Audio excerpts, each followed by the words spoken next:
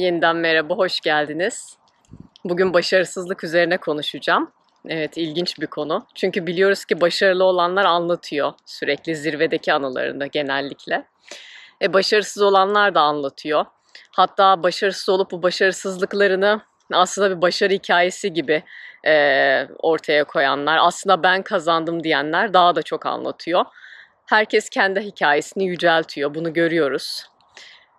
Peki ya gerçekten kaybettiğimizde aslında ne kazanıyoruz? Bunu konuşan yok. İşte bu videoda ben bunu konuşacağım. Evet, böyle bir video için çektiğim zamanlama gerçekten manidar. Çünkü aslında bu mevsim bana hep okulu anımsatır. Çünkü eğer lisedeyseniz veya herhangi bir eğitim alıyorsanız genellikle karne zamanlarıdır. İşte yazın başlangıcı. Ama bütün yılın birikiminden sınandığınız sınavlar hep bu dönemde olur. Lisedeyseniz YKS, LYS sınavları yine bu dönemlerde karşınıza çıkar. O zaman genellikle bütün bir eğitim hayatınızdan sorumlu olduğunuz stresli dönemlerdir. Üniversitede final dönemleri karşınıza çıkar. Ben üniversiteyi bitirdim, doktoradayım, yine bitmiyor bu sınanmalar. Konferans, kongre dönemleri. Şimdi hatta bir kongreye geldim. Bütün bir yıl yaptığımız çalışmalar diğer meslektaşlarımızın tarafından incelendiği stres dolu bir dönem, eleştiriye maruz kaldığımız bir dönem. Ve bazen kendimizi o kadar iyi ifade edemiyor olabiliriz. Çok güzel işler yapmış olabiliriz ama belki arkadaşlarımız tarafından, meslektaşlarımız tarafından veya diğer öğrenciler tarafından doğru ifadesini bulamayabilir yaptığımız başarılar, bu emeğimiz. Dolayısıyla gerçekten stresli bir dönem. Şu anda hepsini içimde hissediyorum. Bütün o yarışma, job market, kıyas, bütün bu baskıyı tam burada canlı bir şekilde içimde hissediyorum. Hayatın kendisinden bile canlı olduğunu söyleyebilirim. Stres bu olayın gerçekten derin bir parçası. Hatta şöyle söyleyeyim, stres atmak için konferans başlamadan bir gün önce ultramaraton koştum. O kadar büyük bir rahatlamaya ihtiyacım vardı. Bu konferans için de Oslo'ya geldim. Yarış da Oslo'daydı. Ve aslında benim için çok değişik bir tecrübeydi. Buradaki insanların yarışmaya olan bakışıyla ilgili çok şey öğretti bana. Öncelikle start noktası, gerçekten çok sakin bir start aldık. İnsanların sakinliği, o yarışın ruhuna da çok yansımıştı. Böyle bir start hiç hayal etmemiştim hayatımda. Ve yarış boyunca görevlilerden aldığım destek de ilginçti. Örneğin bir soru sormuştum bir görevliye. Bana cevap olarak bu senin yarışın, istediğin gibi koş cevabını verdi. Burada bir relakslık vardı. Burada bir ucu açıklık ve esneklik vardı. Beni gerçekten şaşırtmıştı. Tabii disiplin de var. Disiplin olmadığını söylemiyorum, kurallar olmadığını söylemiyorum ama yarışmaya bakış zihniyetleri çok farklı. Ve en başta mesela bu tür bir genişliğin bizi en iyi performansımıza götürmekte zararlı olabileceğini düşünebiliriz ama aslında öyle olmuyor. Sonuçta bu yarışın sonucundan çok gurur duydum. Çünkü en iyi ultramaraton sürem olabilir. Gerçekten benim için büyük, dünya için tabii küçük bir adım ama benim için gerçekten büyük bir adımdı. Ve bunu aslında oradaki yarış ruhundan uzaklıkla yaptım. Yarıştayız ama yarış ruhunda değiliz. Hep kendi içimde yaşatmak istediğim bir şeydi. Ama kolektif olarak o yarışta yüzlerce insan tarafından bunu yaşıyor olmak bana çok şey kattı. Her ne kadar relax da olsalar, mesela pace'imi korumam konusunda görevlilerden büyük destek aldım. Hani buraya kadar geldim ve bu pace'i koru. Bu tür küçük destekler de senin potansiyelin dahilinde verilmesi çevre tarafından insanı gerçekten potansiyeline en rahat bir şekilde ulaştıran bir yöntem. Ve bu gerçekten çok önemli bence. Bunun önemini bir kez daha anladım burada. Başarı konusunu konuşuyoruz veya başarısızlık, başarının yokluğu. Aslında bu konu benim için eskilerde o kadar netti ki, başarı konusu. Benim için tartışmaya açık bir alan bile değildi. Felsefe okumaya başlamıştım üniversitenin 2. yılında. Ve orada işte felsefeye giriş dersleri alıyorsunuz. Antik çağ felsefesinin temel metinlerini okuduğunuz dersler alıyorsunuz. Bu antik çağ felsefesi dersinde hocamız böyle yaratıcı ödevler veriyordu. Bir ödev için temel kavramlar vermişti. Evrensel kavramlar, işte mutluluk, sevgi, huzur gibi kavramlar ve bunlar üzerine bir Sokratik diyalog yazmamız gerekiyordu. Ben bu ödevi görünce tabii kavramlara bakıyorum. Mutluluk, huzur, gerçekten üzerine saatlerce konuşacağımız kavramlar. İşte erdem, barış gibi kavramlar. Hatta ömrümüzü adasak bu konuda konuşmamız bitmez. Ama bu kavramlardan bir tanesi vardı ki beni çok düşündürdü. Ve hatta gülüp geçtim. Bu kavram başarıydı. Ben o sırada dar kafalı da saymam kendimi ama başarı üzerine bir felsefe yapılacağı fikrine o kadar uzaktım ki gerçekten gülüp geçmiştim. Yani benim için başarı ya başarılısınızdır ya da başarısızsınızdır. Yapılacak şeyler vardır, ya yapmışsınızdır ya da yapmamışsınızdır. Budur yani başarı, siyah ve beyazdı benim için. Yapılacak şeyler de işte sınavlar, girilecek okullar, sportif başarılar, sanatsal başarılar. Belli skalalarda bunlar derecelendiriliyor. İşte 100 üzerinden 90 alıyorsanız veya 80 alıyorsanız biri birinden daha başarılı oluyor. 90 almak da iyi, 70 almak da iyi ama 90 alabiliyorsanız o daha iyi. Yani bu aslında tehlikeli bir yere gidebilecek bir şey. Ben tabii kimseye bir zorbalık yapmadım ama kendime yaptığım zorbalığı şu anda fark ediyorum. Çünkü aslında onu elde ettiğinde sen bir değer ifade ediyorsun kendin içinde. Bu en ağırı bu gerçekten. İnsanın üzerindeki baskıyı siz hayal edin. Tabii siz de yaşıyorsunuzdur böyle şeyler. Çok insan kendisine bunu yapmamalı. Sonradan tabii dünyaya bakışını da şekillendiriyor bu haliyle. Diğer insanlara da bu indikatörlerle bakıyorsun. Daha mı iyi, daha mı kötü? Bir kıyas oluyor her zaman. İnsanın gerçekten içindeki en dolu potansiyeli ortaya koymasını zorlaştıran, çok gereksiz enerji kaybettiren şeyler. Evet, dediğim gibi böyle bir algım vardı. Bu ödeve de gülüp geçmiştim. Şimdi de benim o algıma gülüp geçiyorum. Yani o dar kafalı bile diyemiyorum. Çünkü öyle ayrı bir evrenden konuşmuşum ki ayrı bir evrendeki bir değer yargısı o. Şu anda tamamen farklı düşünüyorum. Kendimi aslında o zamandaki halimi anlamakta bile güçlük çekiyorum. Çok ilginçtir. Çok merak ediyorum. Bu arada sizin de böyle düşünce hayatınızda bu şekilde büyük değişimler oldu mu? Hep merak etmişimdir. Başka insanlara da oluyor mu? Eğer olduysa o eski size olan bakışınız şu anda nasıl? Yani o eski sizle ilgili ne hissediyorsunuz? Çok çok merak ederim. Cidden başka insanlarda da öyle bir şey oluyor mu? Lütfen paylaşın bunu. Peki bu sorgum nasıl başladı? Buna dönecek olursam, evet tabii toplumda her zaman başarılı olarak görülen bir insandım. Başarılı adeta bir sıfatım gibi olmuştu. Çoğu arkadaşım da bunu yaşamıştı aslında. Etrafımda böyle insanlarla çevriliydi. Sonuçta bir yarış halinde belli yerlere giriyorsunuz. Ve evet herkes başarılı ve bu sanki sizin olmanız gereken bir şey gibi. İnsan olduğunuzun önünde bir sıfat. Gerçekten insanın varlığını değişik bir şekilde algılamasına sebep oluyor bu. Ve bu yönüyle Kaybedenler Kulübü'nün bir üyesini oynayabilecek bir insan değilim. Etrafımda da hep başarılı insanlar oldu. Ama zamanla fark ettim ki bu insanlar aslında hayattan belli bir tatmin almış insanlar değildi. Hepsi benden çok çok başarılı.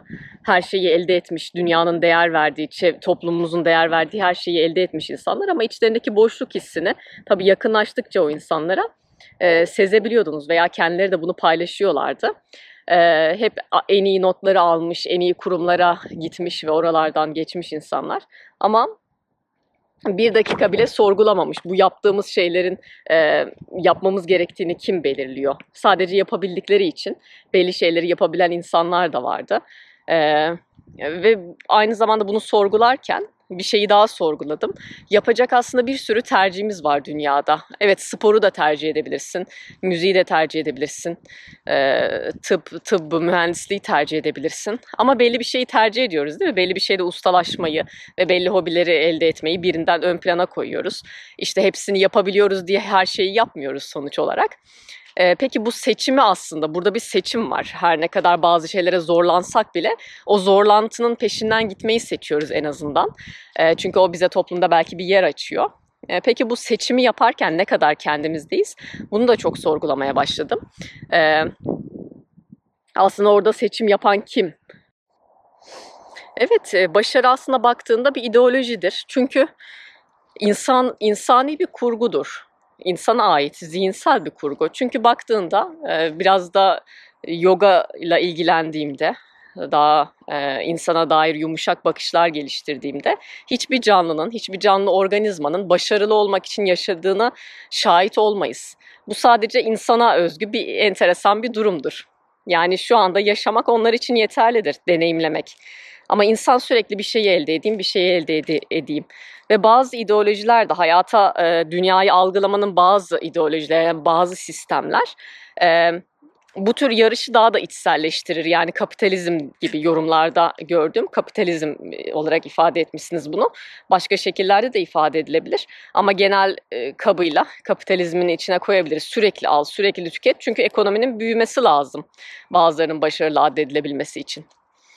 Evet, bu gerçekten de bir ideoloji ve toplumun özellikle başarı olarak tanımladığı şeylere bakalım.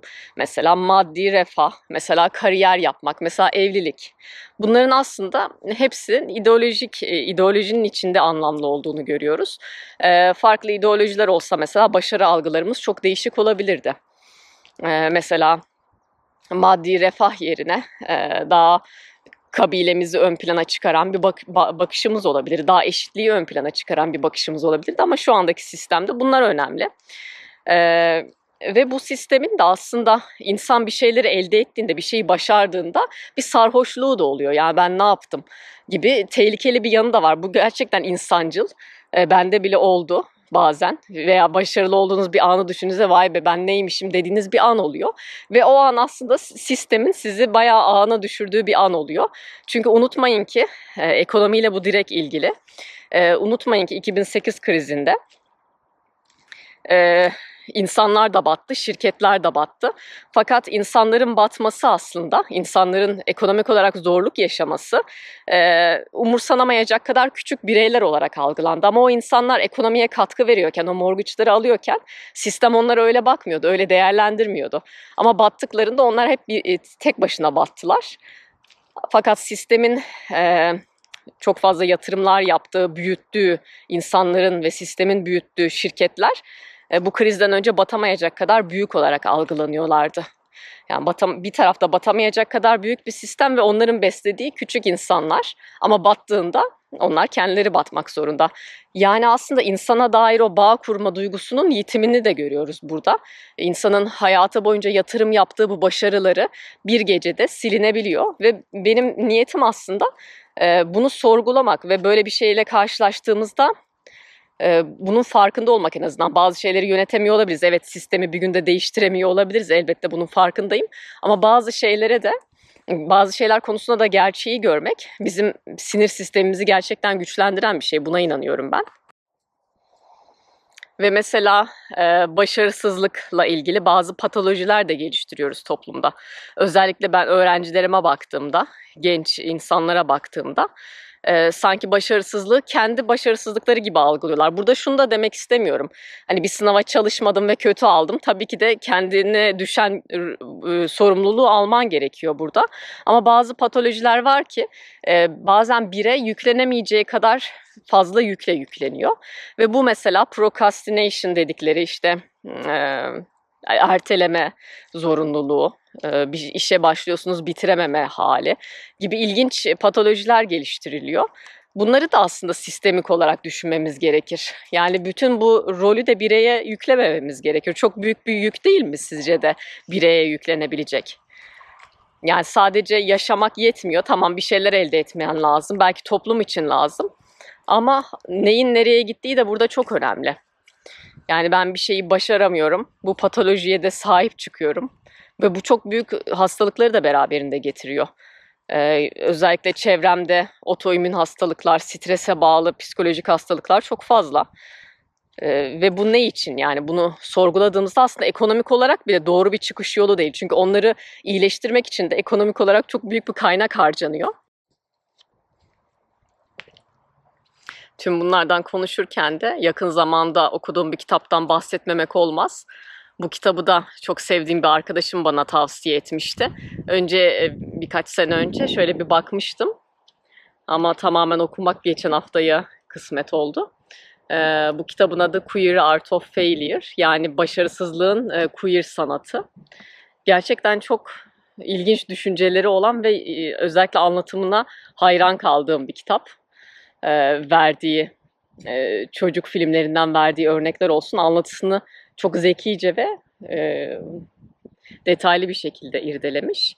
Burada özetle kitapta anlattığı şey aslında normatif başarıya, yani normatif başarı dediğim işte normları belirlenmiş, kuralları belirlenmiş bir başarı tanımı. Yani kapitalizm açısından bakarsak işte şu sınavı kazanmak, şu yaşta evlenmek gibi.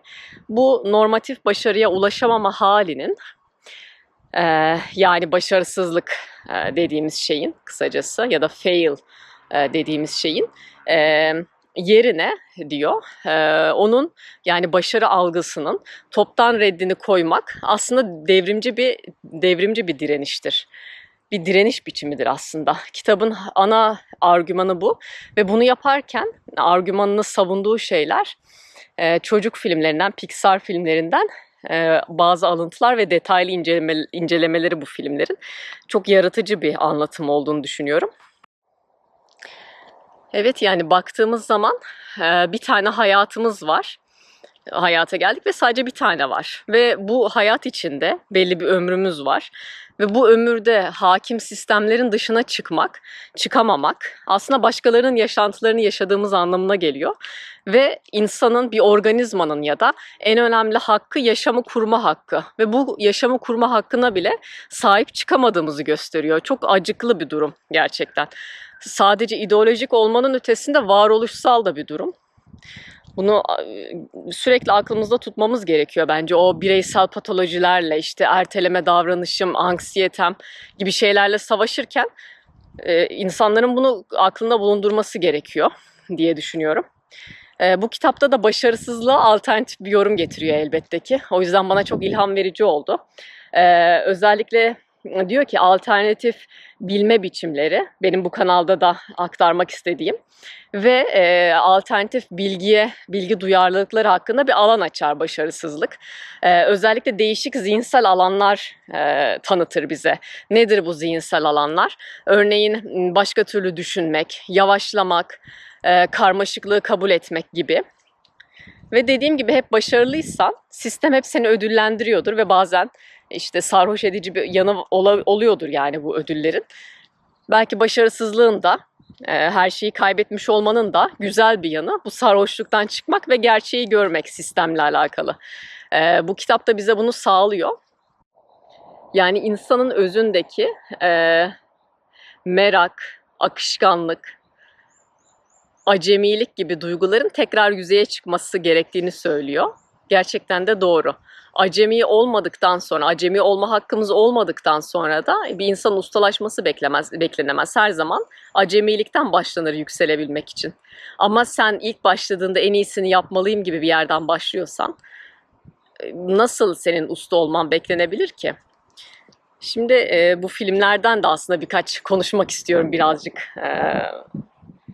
Kitapta bahsedilen. Çünkü gerçekten bu filmleri izlemiştim tabii çocukken.